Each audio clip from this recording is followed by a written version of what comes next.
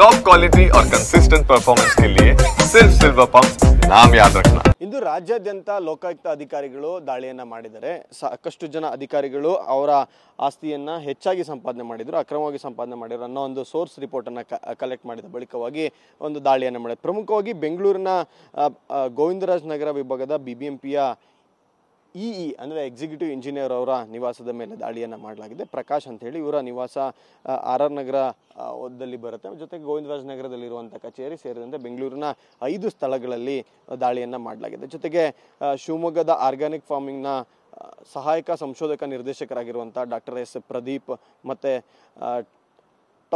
ನಗರ ಪಾಲಿಕೆಯ ಅಧಿಕಾರಿ ಆಗಿರುವಂಥ ಚಿಕ್ಕಮಗಳೂರಿನ ಶ್ರೀಮತಿ ಲತಾ ಅವರ ನಿವಾಸದ ಮೇಲೆ ಮತ್ತು KG Amarnath chief officer town municipality Anekal, ಜೊತೆಗೆ Dhruvaraj town police station inspector Gadag, Ashok Valsad engineer Mahaprabha project Dharwad, Mallikarjuna Alipur ex engineer RDPR Kalaburagi, Ramachandra ಅಂಥೇಳಿ ಕಲಬುರಗಿಯ ಒಬ್ಬರು PDO ಅವರ ನಿವಾಸದ ಮೇಲೆ ದಾಳಿಯನ್ನು ಮಾಡಲಾಗಿದೆ. ಈಗಾಗಲೇ ಅಶೋಕ್ ಅವರ ನಿವಾಸಕ್ಕೆ ಸಂಬಂಧಪಟ್ಟಂತೆ ಬೆಳಗಾವಿಯಲ್ಲಿರುವಂಥ ಅವರ ನಿವಾಸದಲ್ಲಿ ಸಾಕಷ್ಟು ಪ್ರಮಾಣದ ಚಿನ್ನಾಭರಣಗಳು, ಒಂದಷ್ಟು ದಾಖಲಾತಿಗಳು ಸಿಕ್ಕಿದೆ. ಜೊತೆಗೆ ಬೆಂಗಳೂರಿನಲ್ಲಿ ಇರುವಂಥ ಪ್ರಕಾಶ್ ಅವರ ನಿವಾಸದಲ್ಲೂ ಒಂದಷ್ಟು ದಾಖಲಾತಿಗಳು ಸಿಕ್ಕಿದೆ. ಹೀಗಾಗಿ ರಾಜ್ಯಾದ್ಯಂತ ಈ ಒಂದು ದಾಳಿ ಬೆಳಗ್ಗೆ ಸುಮಾರು 6 ಗಂಟೆಗೆ ಲೋಕಾಯುಕ್ತ ಅಧಿಕಾರಿಗಳು ಶುರು ಮಾಡಿದ್ದಾರೆ. ಈ ಒಂದು ದಾಳಿ ಮುಂದುವರಿತಿದೆ. ಕ್ಯಾಮ್ರಾ ಪರ್ಸನ್ ಮಹಾದೇವ್ ಜೊತೆ ಪ್ರಜ್ವಲ್ TV9 ಬೆಂಗಳೂರು.